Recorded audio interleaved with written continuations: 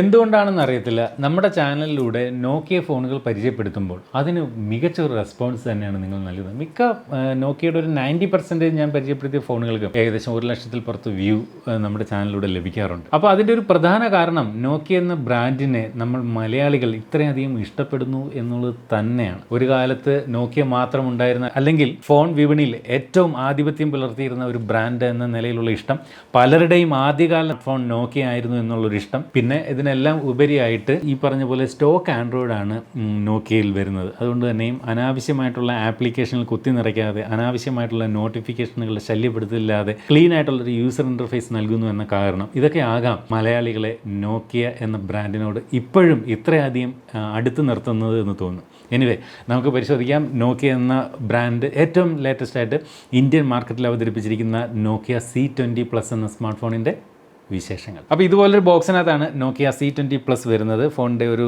ഏകദേശ ധാരണ നൽകുന്ന തരത്തിലൊരു ചിത്രം ഫോണിൻ്റെ ബോക്സിൻ്റെ പുറത്ത് തന്നെ കൊടുത്തിട്ടുണ്ട്.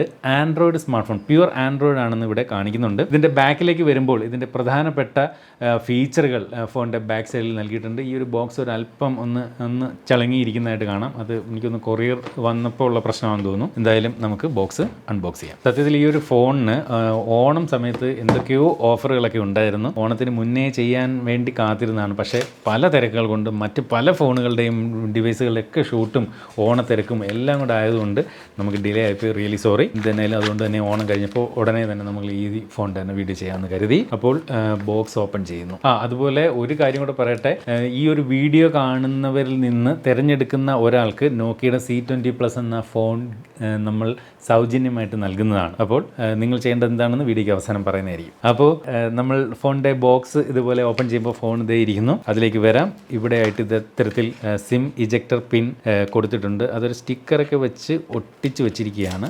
ദേ ഇരിക്കുന്നു സിം ഇജക്ടർ പിൻ. അത് ഞാൻ പുറത്തേക്ക് എടുക്കുന്നില്ല.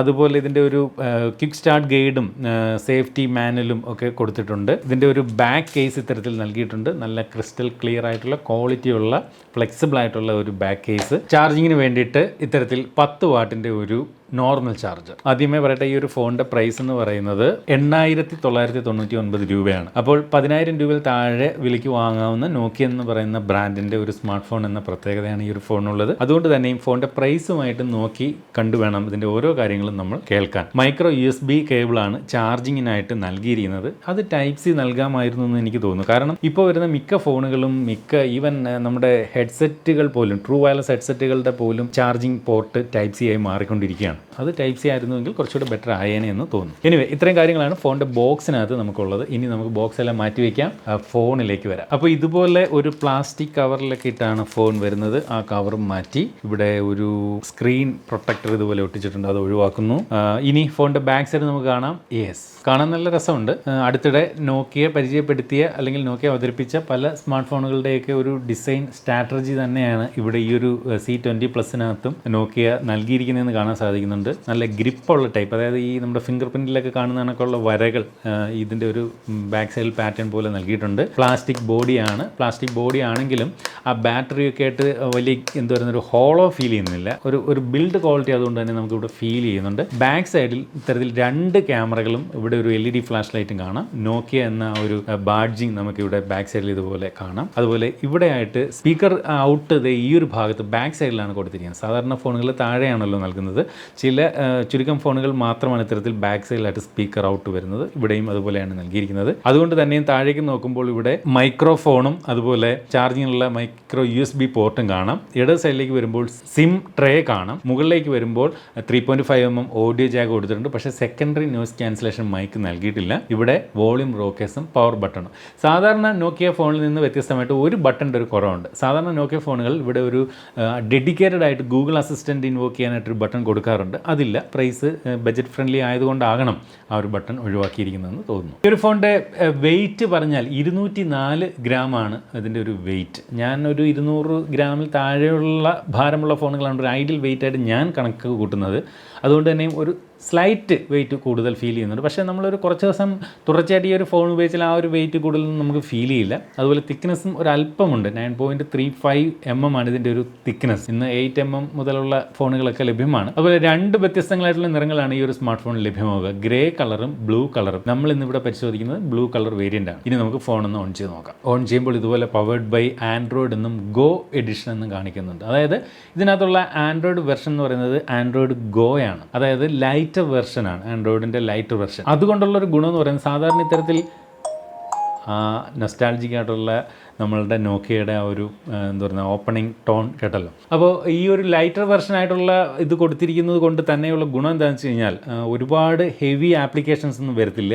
ഇതിനകത്ത് ഇപ്പോൾ ഈവൻ ഗൂഗിൾ മാപ്പ് പോലും ആൻഡ്രോയിഡിൻ്റെ ഗോയിൽ അധിഷ്ഠിതമായിട്ടുള്ള ലൈറ്റർ വെർഷനായിരിക്കും നൽകുന്നത്. അപ്പോൾ പൊതുവേ സ്പെസിഫിക്കേഷൻ കുറഞ്ഞത് മതി ആൻഡ്രോയിഡ് ഗോ ആണെങ്കിൽ. എല്ലാ ആപ്ലിക്കേഷനും വളരെ ലൈറ്ററായിട്ടുള്ള ആപ്ലിക്കേഷൻ ആയിരിക്കും വരുന്നത്.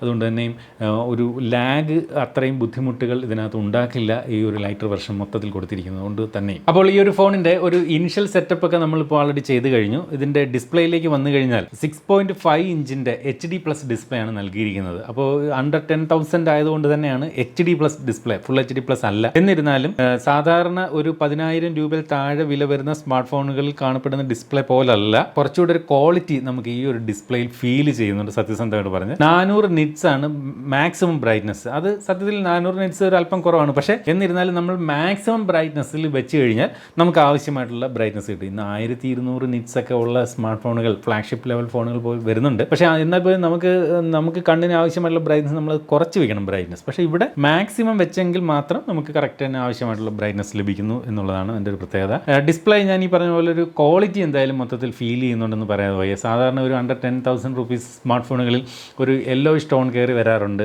മാത്രമല്ല വ്യൂയിങ് ആംഗിളിലൊക്കെ വലിയ പ്രശ്നമായിരിക്കും. നമ്മൾ ഫോണിൻ്റെ ഡിസ്പ്ലേ ഇങ്ങനെ ചരിച്ച് പിടിച്ചൊക്കെ നോക്കിക്കഴിഞ്ഞാൽ ഒരു വല്ലാത്ത രീതിയിലായിരിക്കും കാണുന്നത്. ഇവിടെ ഈ ഒരു ഫോണിൻ്റെ ഡിസ്പ്ലേയിൽ അങ്ങനെയുള്ള പ്രശ്നങ്ങളൊന്നുമില്ല, ക്വാളിറ്റി ഡിസ്പ്ലേ ആണ് നൽകിയിരിക്കുന്നതെന്ന് തോന്നുന്നു. അതുപോലെ വാട്ടർ ഡ്രോപ്പ് നോച്ചിലാണ് ഫ്രണ്ട് ക്യാമറ കൊടുത്തിരിക്കുന്നത്. അണ്ടർ 10,000 ആയതുകൊണ്ട് തന്നെ നമുക്ക് അതൊന്നും ഒരു പ്രശ്നമായിട്ട് പറയേണ്ടതില്ല. അതുപോലെ ഇനി ഈ ഒരു ഫോണിൻ്റെ പെർഫോമൻസ് സൈഡിലേക്ക് വന്നു കഴിഞ്ഞാൽ ഒരല്പം പഴയ പ്രോസറാണ്, യൂണിസോക്കിൻ്റെ SC9863A എന്ന് പറയുന്ന ഒക്ടാ കോർ പ്രോസറാണ് ഈ ഒരു ഫോൺ അത് നൽകിയിരിക്കുന്നത്. ഈ പറയുന്ന പ്രോസർ എന്ന് പറഞ്ഞാൽ കഴിഞ്ഞ ഒരു 2 വർഷം മുമ്പ് ഇറങ്ങിയ ഒരു പ്രോസറാണ്.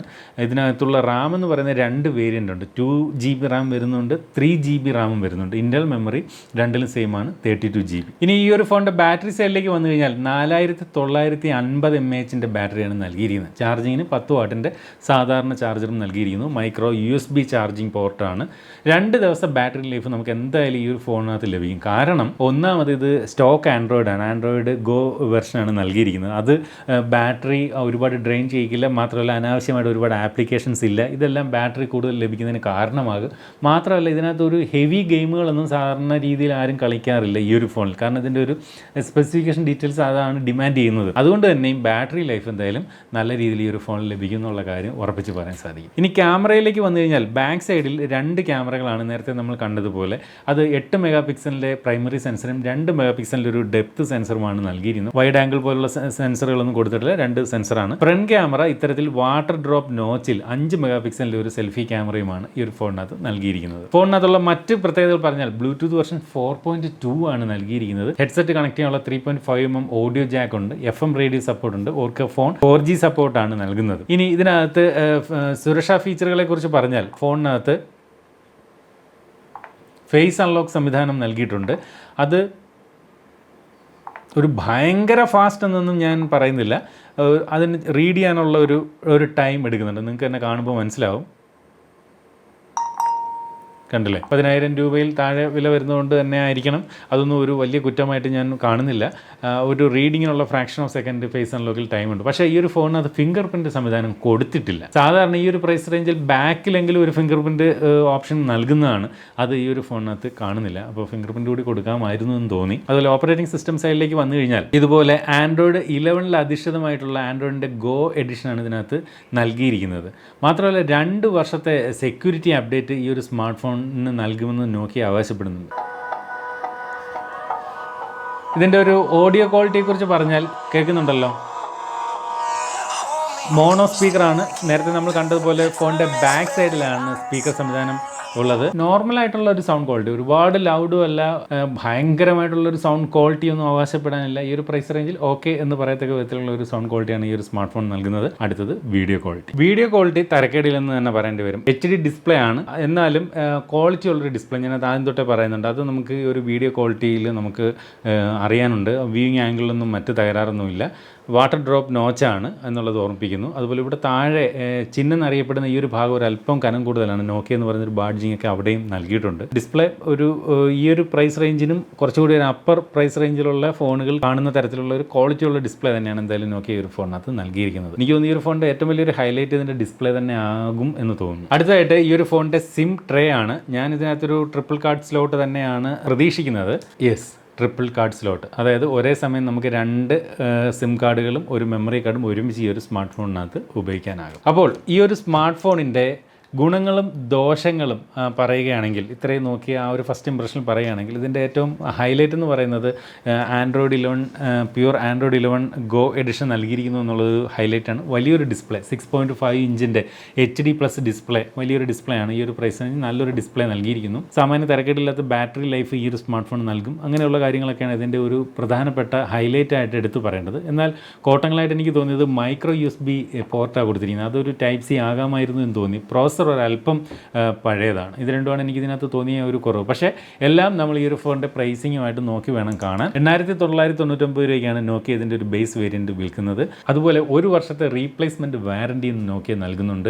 ജിയോയുമായിട്ട് പാർട്ണർഷിപ്പ് ചെയ്തുകൊണ്ട് ഏകദേശം 4,000 രൂപയുടെ വ്യത്യസ്തങ്ങളായിട്ടുള്ള ഓഫറുകളും നോക്കിയ നൽകുന്നുണ്ട് ജിയോ കസ്റ്റമേഴ്സിന് വേണ്ടി. അപ്പോൾ ഇത്രയൊക്കെയാണ് എനിക്ക് നോക്കിയ C20+ എന്ന ഫോണിൻ്റെ വിശേഷങ്ങളായിട്ട് നിങ്ങളുമായിട്ട് പങ്കുവയ്ക്കാനുള്ളത്. അടുത്തായിട്ട് ഈ ഒരു ഫോൺ നിങ്ങൾക്ക് ഗീവ് ആയിട്ട് ലഭിക്കാൻ നിങ്ങൾ ചെയ്യേണ്ടത് എന്താണെന്ന് പറയാൻ ഒന്നുമില്ല. ഈ ഒരു വീഡിയോയുടെ താഴെ നിങ്ങൾക്ക് ഈ ഒരു ഫോണിനകത്ത് ഏറ്റവും ഇഷ്ടപ്പെട്ടത് എന്ത് എന്ന് ജസ്റ്റ് ഒന്ന് കമൻറ്റ് ചെയ്താൽ മതി.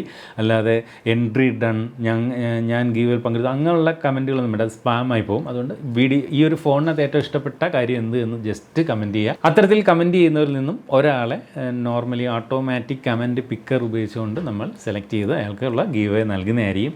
ഒരുപാട് ഗീവുകൾ സത്യത്തിൽ കൊടുക്കാനുണ്ട്, തിരക്കുകൾ കൊണ്ടാണ്. മാത്രമല്ല പലപ്പോഴും ഈ ഒരു ലോക്ക്ഡൗണും ഒക്കെ ഗീവ് നമുക്ക് സെൻഡ് ചെയ്യുന്നതിനൊക്കെ താമസം വരുത്തി ഉടൻ തന്നെ എല്ലാം നമ്മൾ ഇവിടുന്ന് ഷിപ്പ് ചെയ്യുന്നതായിരിക്കും. ഇതുപോലെ മനോഹരമായിട്ടുള്ള മറ്റൊരു പ്രോഡക്റ്റിൻ്റെ വിശേഷവുമായിട്ട് നമുക്ക് അടുത്ത വീഡിയോയിൽ വീണ്ടും കാണാം. അതുവരെ സ്റ്റേ സേഫ്, ബൈ.